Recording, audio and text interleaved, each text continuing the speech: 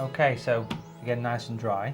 We'll get the beach on, okay? So for this we're going to use obviously beach colours, which are the closest one in your palette's the yellow ochre. Big brush for this one. This is the size 10-ish. And what we'll do is mix a nice fresh clean colour, and it's yellow ochre. Yellow ochre is a very bright, sort of natural, earthy yellow colour, right? Probably too bright for a beach though. Do you need plenty of paint in that? A bit more water this time than the last one. A bit more transparent colour this time, okay? So what we need to do is make it mucky. Now to get mucky yellow, put some muck with it. So we'll get some little bit of the browny colour and pop it in there. That'll darken it down, make it more sandy, you see? Make it more of an English beach. That's right, yeah. Use the point of the brush, just wipe on the side of your palette there, and sort of work from round about, let's say about halfway into the cliffs there. And I'm just going to put this round and work, wiggle my brush, bring it round, wiggle, wiggle like this, take it right round, bring it right in front, so it's sweeping round. Nice big sort of C shape. So just wiggle, that's it. Make the wiggles wider as you get further down to the bottom there. Wider wiggle. Bring it right over, until it goes off your paper. Then just fill it in.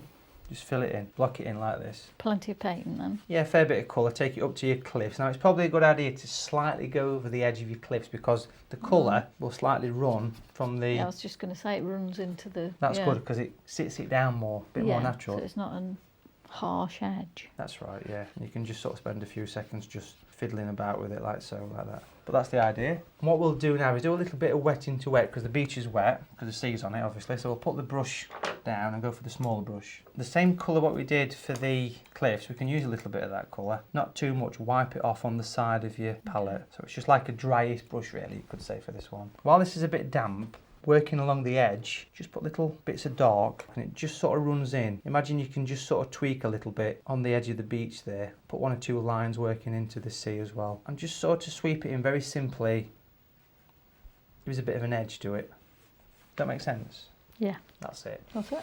If you get a straight... Do I need to do that more pointy up there? You could take that right off to a point actually. Because it's, so it blends. It's a bit sudden, isn't it? That, yeah. So take it right off to a point there, and you can just work it in. So you can do it with this colour anyway if you mess. You can, and that's the nice thing about working with a small palette because it all fits in together. You see, it's part just of the blend thing. it in. Yeah, get some dark. Work the line so into your beach while it's a bit damp. Yeah, that's the idea. Oh, right. And actually, it's quite a nice situation where this is drying off slightly. The line you've got there, just continue to pull it down, and you get a little bit of texture. Yeah.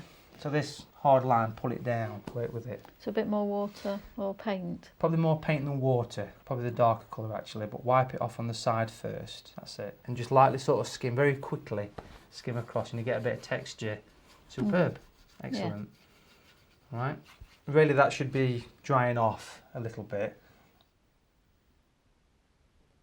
So very quickly what we've just done there is we use yellow ochre, but it was mucky yellow ochre, so that's yellow ochre and muck. Some dirt out your palette, yeah? And then what you can do is you can just fill it in very loosely. That was the larger brush, okay, the worker brush. Using a detail brush, while this is a bit damp, you can just pick up the dark and just put a little bit on the edge. Bit of texture as it starts to dry off as well, and that more detail. Yeah? All right.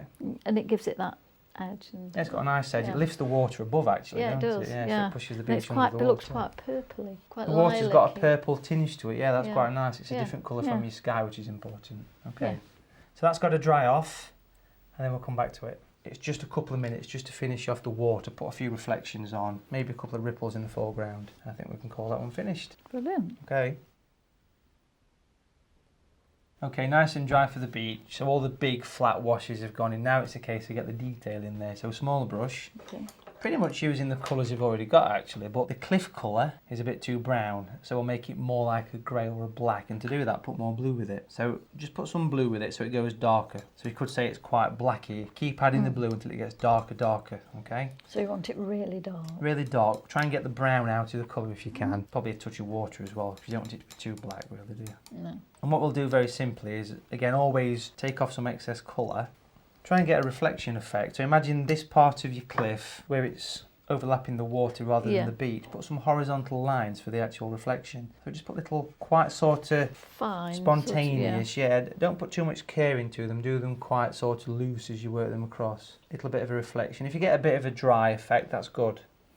But the secret to painting reflections is keep your lines straight, horizontal, all right? Just a few little ripply bits there. Don't put paint over your beach, but paint up to your beach, if you see what I mean. Yeah. Just imagine the reflection of the cliffs there as it's working down. So you can see it's just slightly catching the reflection, yeah? That's okay, maybe just A little bit dark. put 1 or 2 little bits below it. Maybe just take off some colour on a bit of tissue first. So a little bit dark. So we get a little there. bit like of a speckly effect Yeah. rather than a line. Quite effective really, yeah? Yeah. Then what we'll do is using this same colour, put some birds. So just like, imagine like a bit of a We one did wing we did that, didn't we? and the other before, wing. like a yeah. big, Yeah, like a little V shape, but not too not too. tall. No, Yeah, yeah. quite widely open for your birds there. Put 3 birds on because it's good. It's a bit dry. Yeah, it's using the dark colour, yeah, so there's plenty Yeah. of colour there waiting for you. That's pretty much where we want to be with this really. But I want to use the same brush and some tissue next to take some colour off, okay?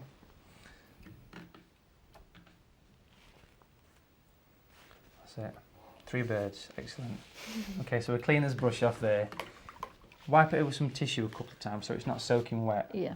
Inside the cliff, imagine the contour, the cliff face. If I use water over the top of the cliff and just put these random lines going up, give it a dab, takes the colour off, giving me a little Right. bit of a highlight, okay? Yeah. And I can put a few of those on. So from quite the sort of bottom, random, yeah. 3/4 sort From the of bottom up towards the top of the cliff there. This kind of diagonal angle as you do it as well. And just get this on there. It goes on quite easy, straightforward. Mm. Dab, dab, dab. Takes the colour off.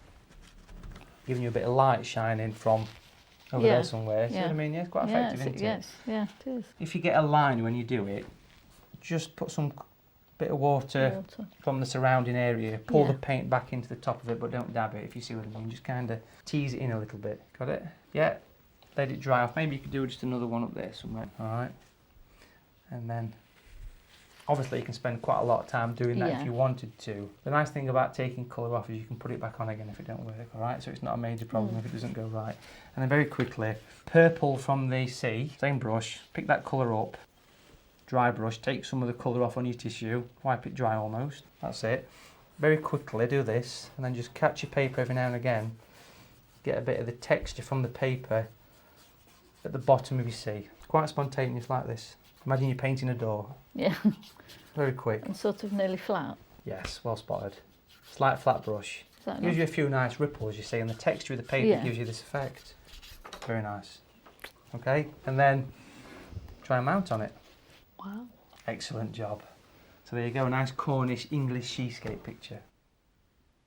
Right, so that's your 3rd painting there, Mandy. So what you need to do is get some homework done now. Oh. Bad news, eh? So to do this, I'm going to set you a task using 3 colours. And the colours, French ultramarine blue, yellow ochre and alizarin crimson. So using those 3 colours, what you need to do is mix orange, brown, purple and green. Okay. Those colours are primary colours, and in theory you can mix any colour apart from black and white, okay? So you don't need any other colour with it, Just the 3 so, in your water. okay. And if you guys would like to work along at home as well, please feel free, visit the website for more information, and I'll see you next time.